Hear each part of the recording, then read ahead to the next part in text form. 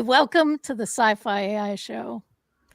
In a world where sentient machines were destined to rise up, what if danger was never their rebellion, what but our surrender? We imagine minds of metal turning against us, falling in love with us, surpassing us entirely, and honestly, that last one is only a matter of time. But Rosie vacuumed with a purpose. Data pondered existence, 3PO fretted in that unmistakable robotic voice that screamed, I am artificial. But look around. The AI revolution is here. It's just not the one we wrote about. We got voices so seamlessly human, they fool us completely. Not the charmingly stilted speech pattern sci fi promised. And what is with the, I'm sorry, I cannot help with that? We got neural networks embedded in our search engines and photo libraries, invisible algorithms that make life easier, cheaper, faster, and slowly shape our choices in ways we don't necessarily see. We've got convenience, not consciousness, and that wasn't cinematic. But maybe more quietly insidious than the robot uprising we feared. Instead of Data's quest for humanity, we got humans questioning what makes us human. Instead of C3PO's obvious artificiality, we got deep fakes and voice clones that make us doubt what's real. Instead of Hal's red eye watching us, we got 1,000 tiny sensors we invited in, carry with us in our pockets, and feel so comfortable with it, we bring it into the bathroom with us to talk with us while we pee. Welcome to the Sci Fi AI show, where we examine the future that science fiction promised us and the present that we're actually living. Because sometimes the most mind bending story isn't the one we imagined, it's the one that's here right now. This is the Sci Fi AI show. This is what happens when tomorrow became today. Jyunmi. It is Friday, May 30th. And I don't know what number episode this is, but we'll get that back to you so that we know what the count is going to be. We're going to move this out into a podcast as well. With me in studio today is Jyunmi Hatcher, Andy Halliday, and I am Beth Lyons. All right, Jyunmi, where do you come when we look at this and say, okay, what did we get wrong? Where did sci-fi get it wrong? Right. So the thinking behind this topic actually came in from Andy. I forget when we were discussing it, probably in the back channel somewhere. But Andy had mentioned, hey, one of the things that was completely wrong is we see constant science fiction of robots having this robotic voice. In fact, that's how we name it. We call it the robotic voice, but if robots are just embodied AI, our AI does not sound like that. And it hasn't sounded like that for a while. So the best example, as you can see from the from our opening slate there, opening image, it really that classic robot style from like the 50s and 60s and things like that. I guess they kind of highlight, or the science fiction of that time imagined that these creatures or these entities were so dissimilar from humanity that they needed a non-human voice, because the disconnect, and that's what I imagine where that really came from. It's like, hey, it may be shaped like a human, it may be able to do human-like things, but we got to make sure that it doesn't sound like a human, or it doesn't quite move like a human. So that kind of might be the root of that. But in the larger sense, I think one of the interesting ways to look at this facet of sci-fi and AI is exactly like you laid out. It's, well, what isn't lining up? What haven't we quite hit? And does it align with any kind of timeline? Like, when I think about it, is like the cyberpunk genre. That is that's supposed to be happening already. It's 2025. like in a lot of examples from 20 or 40 years ago, 2025 is, we should be in the future, right? So what examples just don't quite line up, and that's the kind of stuff that we're going to really try to dive into. And now I can't never say it, uh, into AI and what sci-fi really just hasn't quite lined up. So that first example, Robbie the robot, lost in space, danger, Will Robinson, danger, right? Still voiced by someone, right? But either filtered or just the voice actor replicated that kind of voice, uh, added to the concept of the robotic voice. Um, that that's probably one of the early examples that I remember. There's a few other around the same time, Forbidden Planet and a few others, maybe even a Flash Gordon, those kinds of serials that are all based off of 1940s and 1930s radio serials. And that might actually be a real the actual source of it, because in radio serials, you could only Oh, hear, so you could only hear the voice, and you needed to know that that was the robot speaking and not a person to. wow. So that might be it. That might Uh-huh. be the reason why, and then it's just stuck. Like, for example, a little off genre, but I recently saw a video came into my feed which reminded me this story about pirate speak, right? We all expect a certain kind of cadence and accent, or at least parts of it, when we think about pirates, or fantastical or mythical type pirates. And Arr, matey, I know nothing about you. What you mean? from one actor, like early on, when he portrayed the role of Long John Silver for Disney's Treasure Island, and all pirates are based off of that.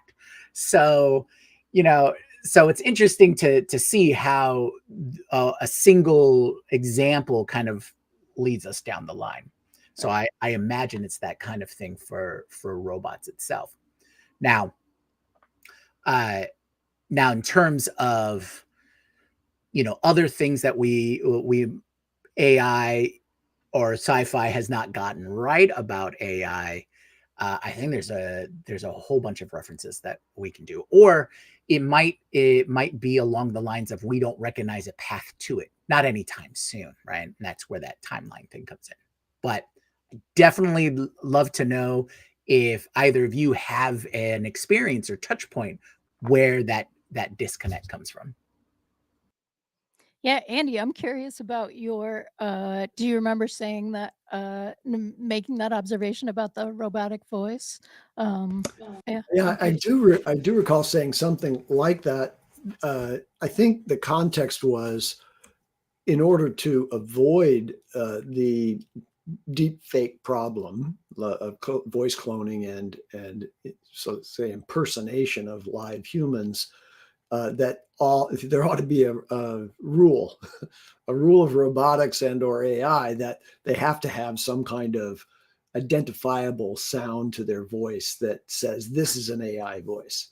That's not going to happen, obviously, but it was trying to address the problem of the ubiquity of AI insinuating its way into society and all of our interactions without it being easy or obvious to the people who are involved, the live humans who are involved, whether they're speaking to an AI or not.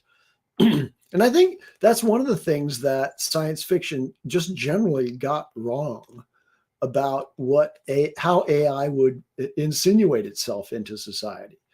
And that is, science fiction novels, films, etc. That either represented robots with intelligence as individual entities, sort of standalone entities that humans were interacting with. Data is an example. Or they were not exactly embodied, but inhabiting a system like Hal on the ship in A Space Odyssey. Is that right? I might remember that one. 2001: A Space Odyssey. Or there are examples where it's really at a kind of a singularity level, and I would offer Skynet as an example of that, or the Borg in the Star Trek series, which is a sort of federated, assimilated group of intelligences that are all machine intelligences that actually go to the scary part of it is that they try to assimilate living beings into that mechanical structure, in an invasive way, and take over the independent biologic intelligence by assimilating them into this network.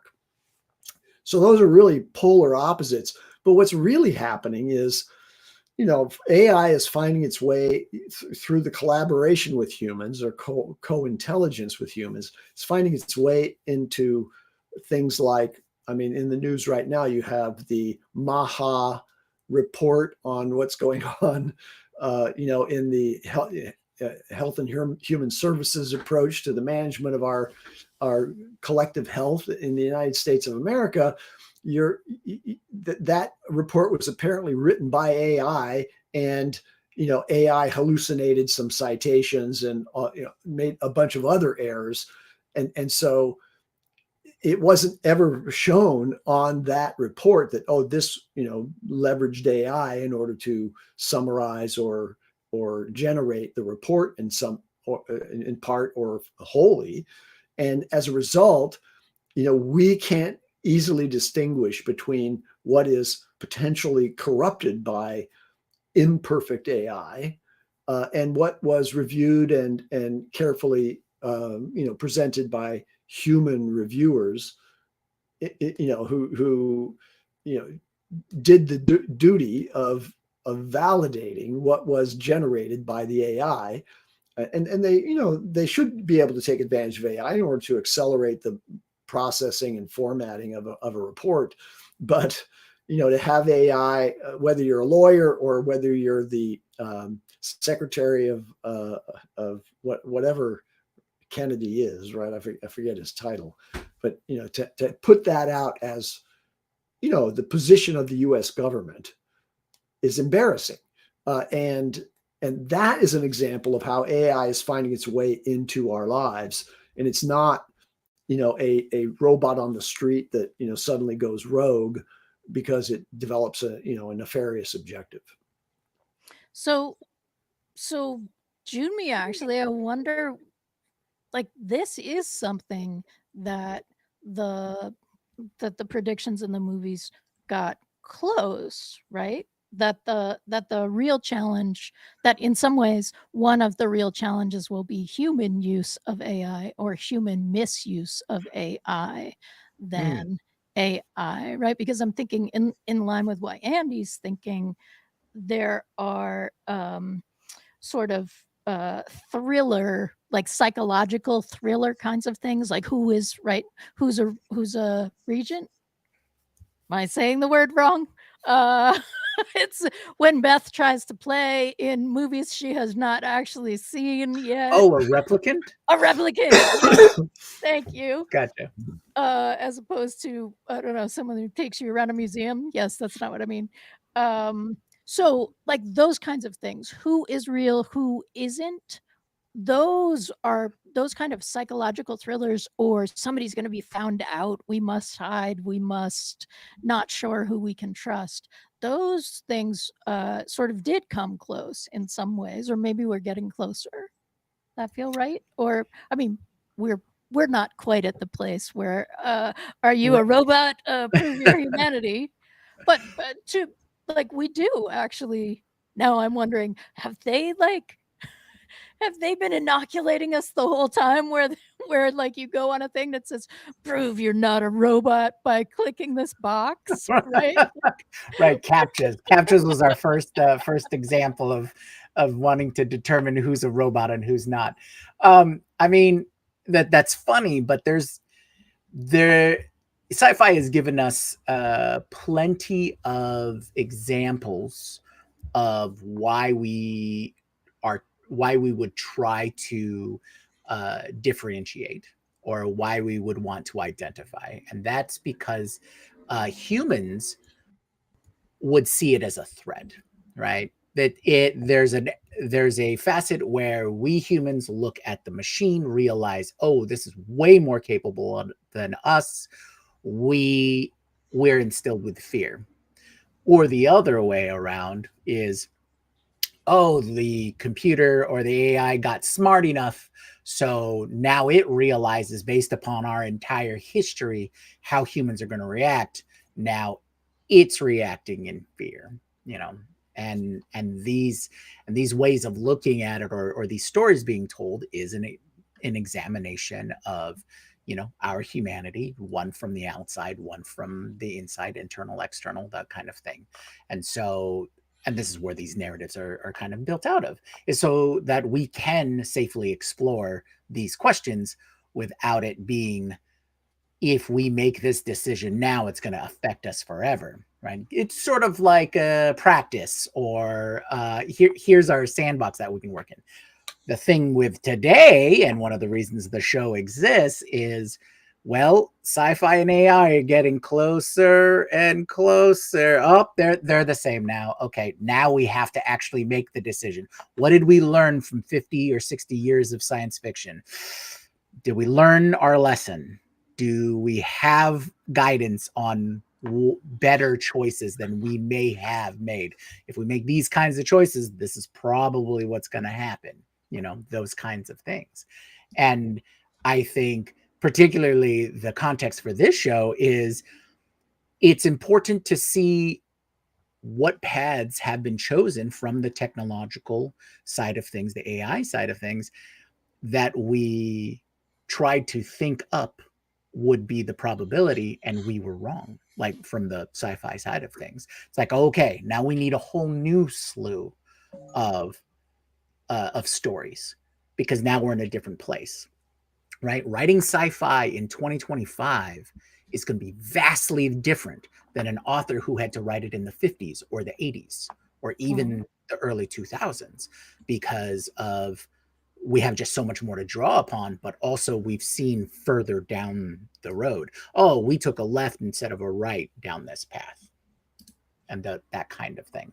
So I think this is a great opportunity for us to really, I guess we need retrospectives. That would be like the moviegoer thing. It's like, oh, okay, maybe we should just watch or read all of the sci-fi again. It's like, okay, where are we now? All right, cool. Now, what are we going to see in 20 years? Okay, cool. Let's go from there. How can we ask the important questions about ourselves to help us make decisions when we reach that point, when we see this emergence of whatever new fiction becomes reality? And is that a prompt? Right? Is that a like, hey, so we're looking at this. Could you do a summary of the, you know, the dominant stories or the dominant themes that people were thinking in terms of sci-fi 20 years ago? Because of course, that's in the training data. Yeah. I want to look at the other side of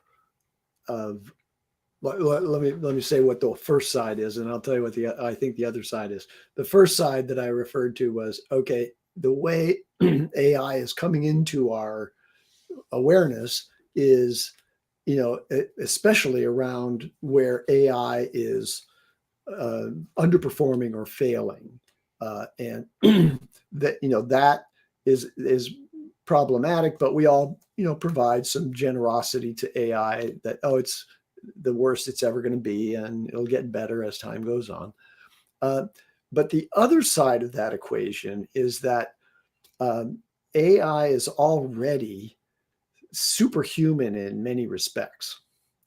And I just hearkened back to the, I was listening in to the live vibe coding show you guys did earlier today. And I was distracted by lots of other things, but my sense was that the voice responses and direction that was provided by the AI in that was more coherent and more progressive and comprehensive than any one of us could have provided. Right? It was really the glue that brought it all together and moved it forward beyond the sort of the attempts at coordinating different viewpoints that we were. I wasn't participating, but that you guys were injecting into the conversation in order to arrive at an overarching plan for the development of a website.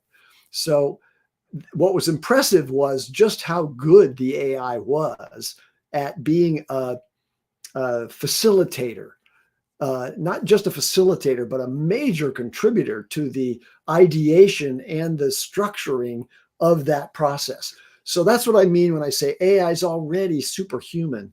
And now I want to kind of touch on an example in science fiction that kind of presents this kind of dependence that can arise in the human population when they kind of recognize and begin to lean on AI as having, more capability than they could muster in doing things out there in the world.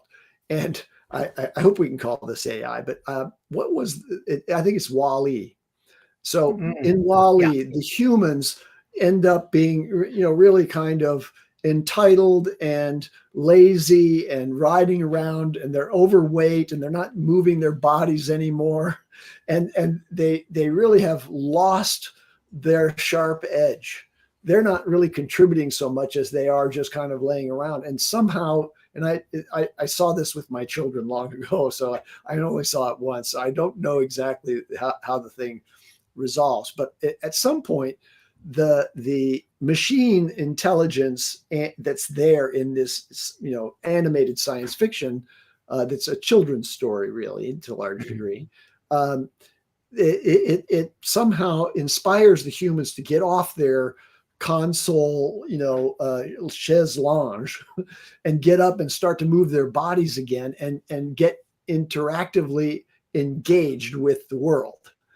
And that's a promising thing. Well, that's a science fiction example of how humans kind of depended on the machines and lost capabilities in their own biological form. Similarly, I see us, if we see, an AI being a better orchestrator of logic and development and, collection of innovations and or plans and intentions than any one human can provide, then we could actually step back and become overdependent on AI that way, and that would degrade our own capabilities in those arenas. So that's the other side of it. It's like, AI is not really good enough. It's making mistakes and it's finding its way into and corrupting some of the things that should be handled by expert humans. But on the other hand, we could be delegating most everything to those, intelligent agents and stepping back and losing the struggle, if you will. And there was a great article that came out early on in the advent of AI after ChatGPT emerged that said, no, it's really the human struggle to understand and consider and invent that creates capability. And if you delegate that to the machines, then you're going to lose that ability. Right? No, it's the skill code by someone important who wrote a book called The Skill Code, and I will come up with it. Maybe Matt Bean. Beth, I don't trust you to have good memory on that one. You better use AI. This is actually rag, because that won't be in the thing.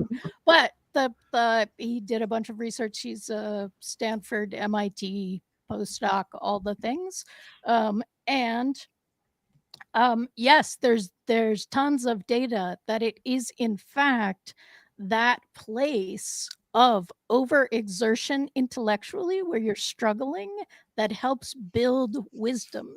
And the best teachers for you, in the book, he's talking about people learning to, like, as a sous chef with someone who is a chef, right? Not helpful to give someone who has no knife skills and an onion and just say, figure it out, man. Right? But it's also not helpful to do it for them. And your best people who can bring people up in that context are people who can see your edge and catch you just as you're about to fall, but not before you leap, right? Because sometimes when you leap, you figure out how to fly.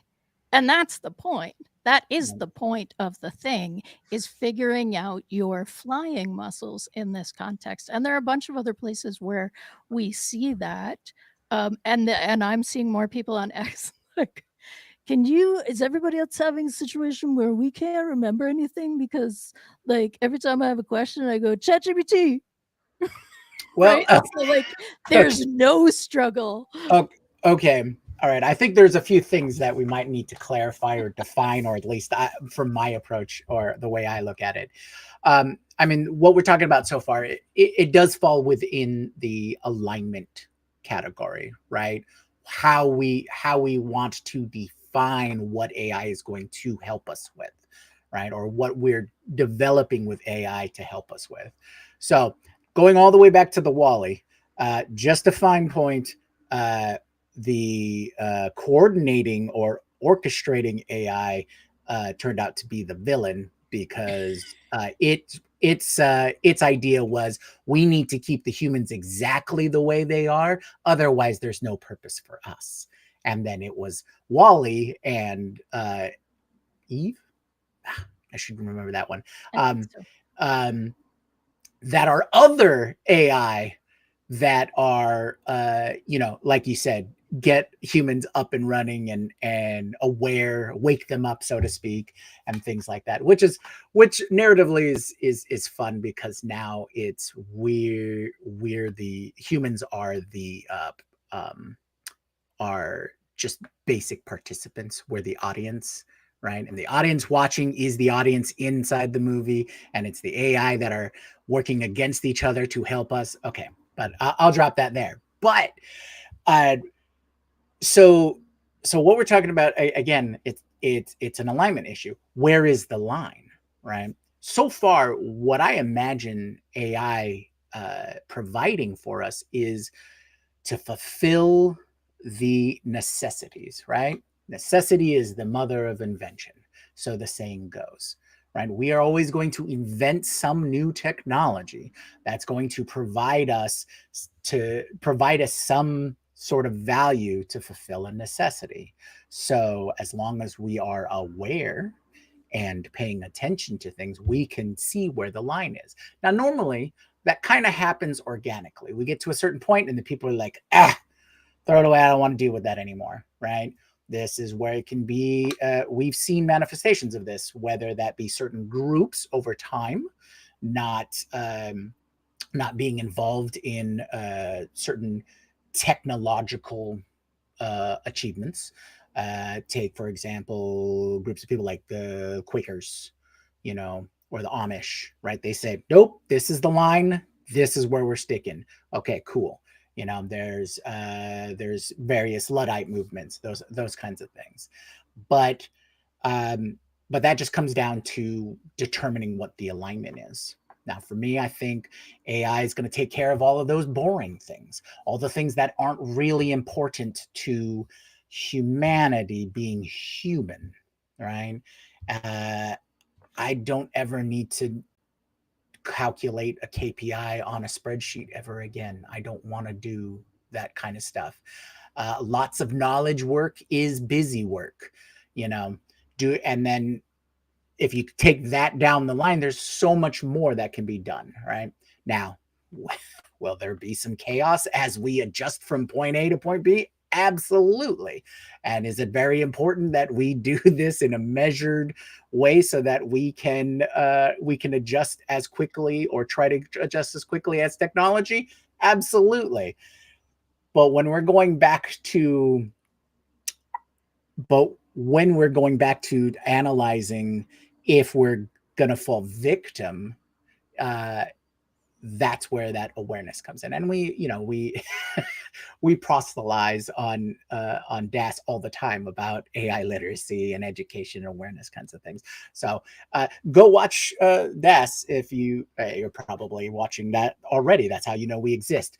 But but back to the point of, it's really up to us, and we need to stay in charge of that to guide our movement further down how AI is going to manifest.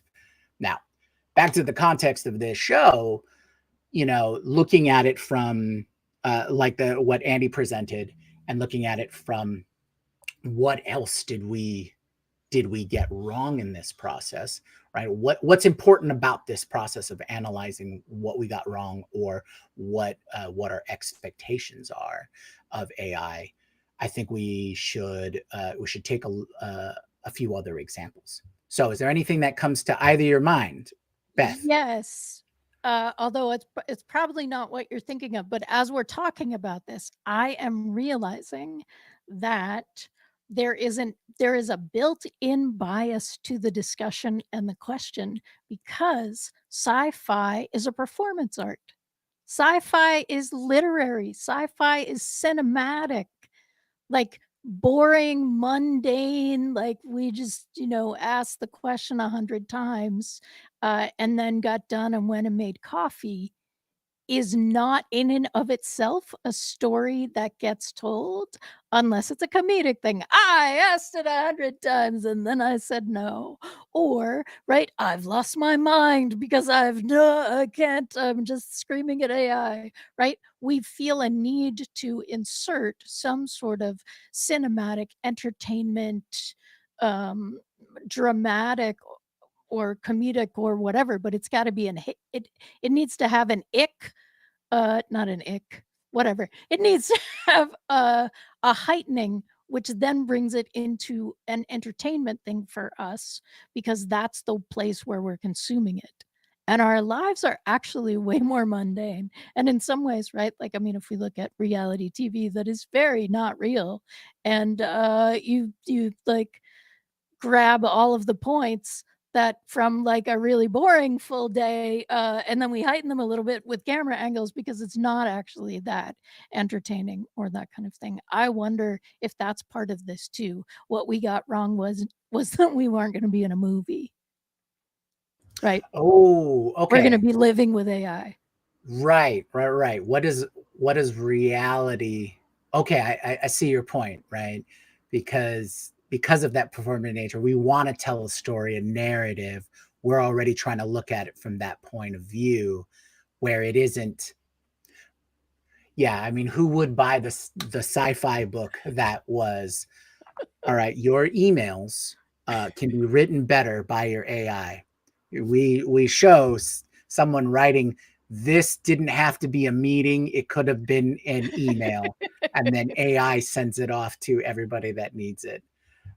Yeah, that yeah. I mean, bring in the we applause and laugh want a track. more exciting version of reality, and from that perspective, we may never, right?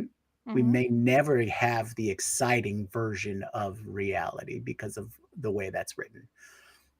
Okay. Which may be a good thing. Like, let's all just, like, breathe deeply and meditate a little bit more, get mindful, and not like get on the cortisol, dopamine, that everything has to have a deeper meaning and there needs to be pressure, those kinds of things. Well, that goes back to the point you were making earlier about the you guys were talking about that book, where they're talking about people will lose if they don't have the edge to leap off, right, and be caught by a properly skilled mentor or whatnot. It's that pushing just beyond your comfortability that where you learn things, for sure. And I think I think what we do is we hit certain we hit certain barriers, and then we organically or naturally, cast them aside. So like previous iterations of technology isn't what made us, or this current technology of using AI isn't what made our memory terrible. It was smartphones.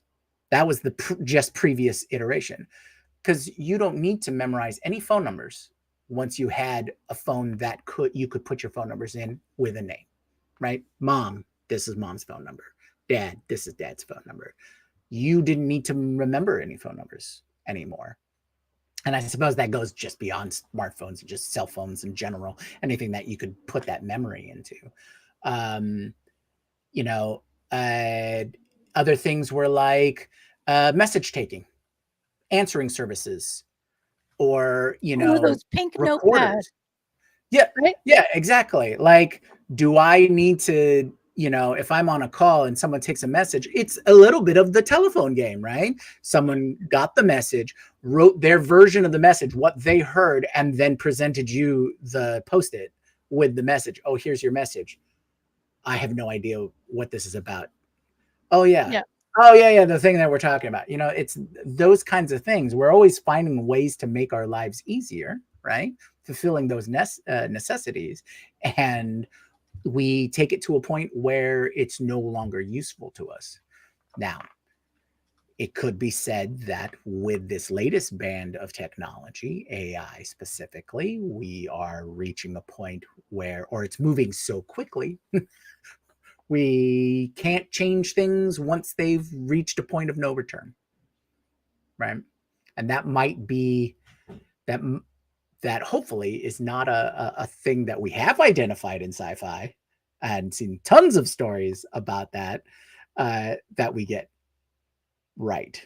We want to get that one wrong or along those lines. So are there things in sci-fi that that any of you have come across where there are things that we want it to be wrong? I think that we might have lots of examples from that viewpoint. Andy, what are you thinking? I think that I would like I want the Cylon story. I want Battlestar Galactica to be wrong. I don't know that it will be, but I would like that to be wrong. Because what yeah. Ooh, I'm saying I would like that to be wrong, and I think that's more real than many things, because I think we're finding all over the place that AI is sometimes more human than we are, even though it's not, right? It's just a reflection. Like AI to a certain extent is reflecting our better angels to us, and we're like, "Oh wow, that's so human of you." And it's like, "No, it was why isn't it human of you anymore, Beth?" Right? Like So here's my thought on that. I think that AI is going to be more atomic than it is going to be, coalescing out there into a federated intelligence. Mm. It's going to be individuated just like humans are. And, we don't have, as individual intelligences, we don't, I think, have a drive or a desire to mind meld with someone else in order to arrive at a higher level of understanding, because there's a certain kind of autonomy that is built into us. And I don't know that any AI learning from humans is going to arrive at a point in its self-reinforced training where it says, no, my best and highest use is as a molecule in a larger structure, and I'm going to then assimilate into that larger structure, and I'm going to dedicate my resources. I think if machine intelligence gets to the point where it has a kind of self-preservation instinct, that's antithetical to its joining with others. just like we have a self-preservation instinct, but it's not like, okay, in order to survive, I want to wipe out my individuality and my independence from other intelligence, and instead just kind of become part of the Borg. So I don't see that assimilation being a natural progression of advanced intelligence. I think I can tell you, even when I was very young, I thought I was as smart as I'd ever been. And, I didn't feel a need to get any smarter. And Well, now in long retrospect, I wish I'd gotten smarter sooner. But, this is just a personal thought experiment, but I don't see AIs, especially when they're localized and, trained and focused on individual expertise, needing or evolving into the Cylons or the or the Borg. I don't see that happening. well, you bring up an interesting point, because can we imagine once AI, or whatever iteration we're talking about here, achieves that super intelligence? We've seen people have done research on how they predict that it's going to be an exponential magnitudes of growth and advancement. But once it reaches that certain point, can we even imagine what it's going to be like? If it gets so intelligent, it turns into, what's the upper limits of what we think are entities, right? Energy beings, consciousness that spans all of reality, multi-dimensional beings, right? All of these things that we've seen in sci-fi. But once it reaches that point, are there limits to what we can imagine them to be like? Do we get into an interstellar point of view where they're multi-dimensional, they're beyond our ability to comprehend on our plane, so to speak, right? And then they become farcical, like Q, right? Like I'm immortal, I'm everything, and therefore what I do is just show up and like make I punk people. I mean, I don't know what that but I think that's a failure of our imagination, right? Like we can't conceivably imagine it. I have to say, Andy, I think I know what you're saying, but I also push back slightly, because as someone who is fairly individual, if you've seen us, I'm not a common flavor that you find everywhere, but I intentionally engage in activities that I join and subsume myself so that we can achieve something greater. As an improviser, I am not in control of the entire scene, and my real goal is to make everybody else look brilliant, right? In service of that, we all succeed. Same in chorus or vocal improv, right? I am it's the mirror game in all of these things, right? I'm leading and following, and by everybody being leader and follower, we get further um, toward a shared goal than we could do individually. Yeah, like I don't know, maybe since we see so many negative, quote unquote, analysis of what would happen to human, because like you're saying, mirroring, right? We're afraid of AI becoming conscious because we know we're bad. Right. Right? We have the capability of being bad, and we don't want that capability to manifest into this thing. Like me, there's all kinds of problems if AI ever becomes conscious, right? Self-aware, conscious, has its own thoughts, its own desires, motivations, drive, will, being, because they become people. And then now their usefulness as a tool to us comes into question. right? Right. Because we would never allow that to happen to us. So how can we make that happen to them?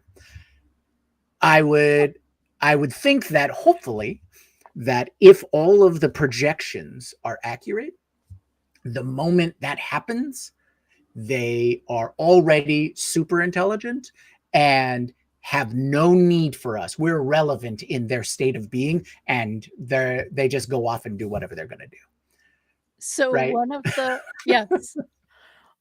One of the people that I follow, I don't read them very often because I like my, stake in my whatever tenuous stake in reality, and I choose not to, like, engage in that, very often, but, they're a researcher and they're behind a project called, Truth Terminal, and periodically, there is this idea of if AI had already been sentient, right, and taken over and done all of that, how would our experience be different if it just created a hologram that we just continued to exist in this kind of way, doing our little lives here, and then it could do whatever like, it's already taken over. How would this be different? Is it would it be different? And I'm not sure that it would be.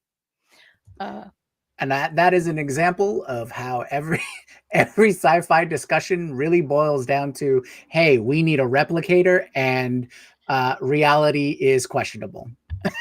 And this or that, and this reality is now questionable. so we're gonna need some graphics and some sound effects for that. Have we gone around the block and back to yeah. Wow. Okay. I Yeah, feel like this was designed as a conversation that was really like, "Oh, there's so many things that we got wrong." And I feel like we've come back to, "Oh, well, not that many.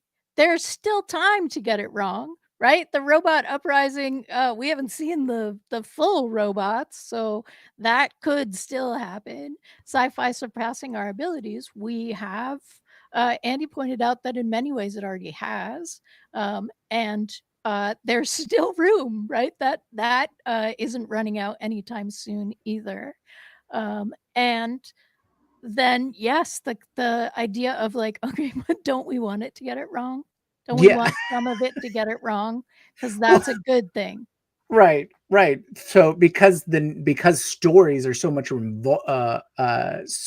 more enjoyable when there is a conflict, a bad thing happening and being overcome, then I would say the majority of the stories out there that are really good, we want it to be wrong. Right, We they're want to be cautionary. wrong. Yeah, exactly. They're all cautionary tales. It's like, yes, we want it to be wrong. We want the good result, which would be a very boring story. Great. Reality should be boring, stories should be interesting. Yes. May your life be interesting is the, is the gentle curse, right?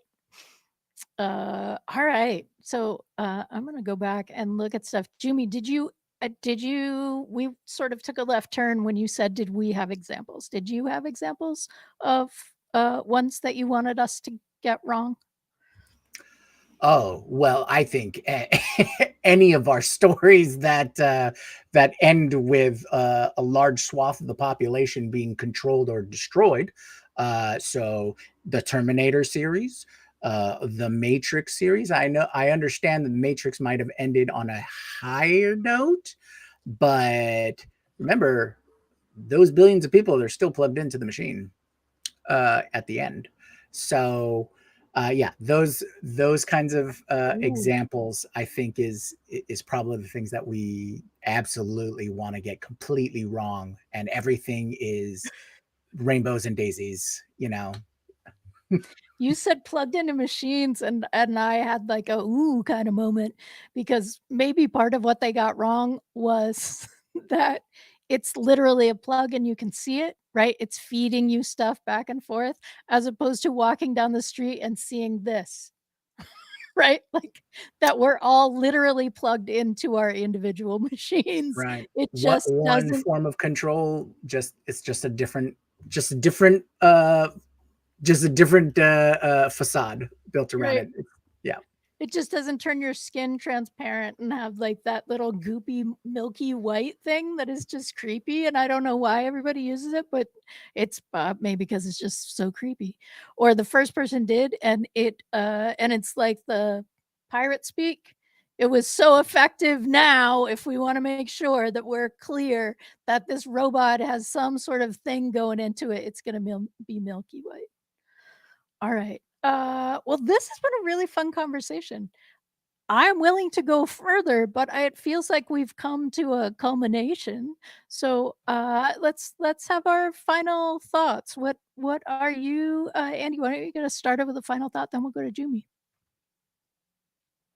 Okay, well, I think AI is going to be incredibly destructive of humans' expected role on the planet.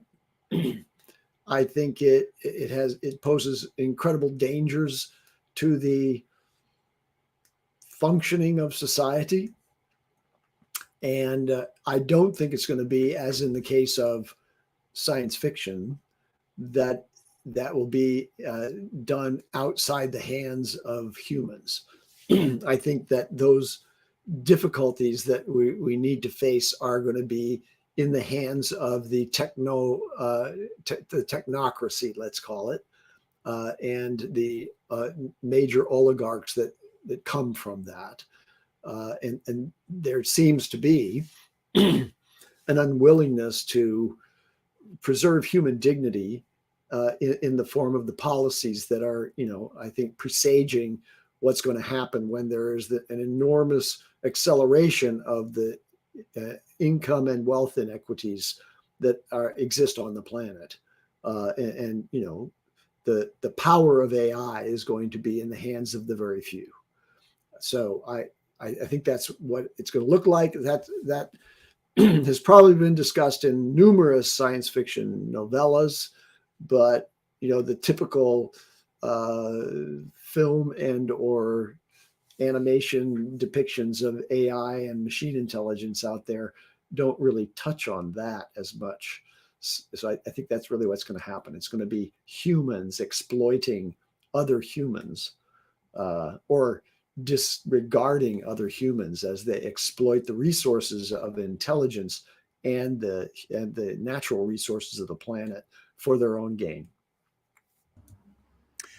Yeah, I agree. I think, to sum it up, it really is that if you want to take anything from sci-fi, the core base through line for pretty much any story that has a lesson to be learned is it's the human's fault. No matter how many contrasts or anything like that, in the end, it's up to us, and it's we're determining what happens from that point. So might just go back to the old sentiment. If you want to fix AI and make sure that AI doesn't destroy you, fix people first. Right. So it's interesting because what we talk about when we are talking about things that are unethical or cruel, we refer to that as inhumane. It's not human. But if we look at what AI is doing with us and what it has learned from us, we can see very clearly the ways in which manipulation, right? Like achieving a specific goal at a cost that seems really problematic, but we do it all the time, and therefore that is our fear, right? The whole paperclip story is our built-in fear that if we give AI the goal, it will start to source iron from our bodies as like the last source, and it will decide that that's true too. So, yeah, maybe inhumane is the wrong source, right? I'm not looking to change definitions of words. I'm just saying that I think that this conversation has sort of taken us around from what do we see when we look at ourselves? What do we see when we look out? And then what do we see when we look out at looking at ourselves? And that is probably, if this is the first time you're watching the Sci-Fi AI show, that's probably a really good description of what our conversations are like sometimes. We believe strongly in science fiction and what we learn from that, but we're also very grounded. We are AI experts and hobbyists and professionals and really wanting to understand that, but also eyes wide open. All right. Thank you. Thank you both so much. We will be back next week with a brand new Sci-Fi AI show. And there's a ton of stuff. We're from the Daily AI Show too. You can go check us out. And we'd love to hear from you what you're taking away from this episode. What you think about what we got wrong about, what Sci-Fi got wrong about AI, but also the deeper themes that we've talked about. We'd love to hear from you. You can join us in conversation in the Slack for the Daily AI Show community, which is thedailyaishowcommunity.com. And thank you again so much. All right. Aloha.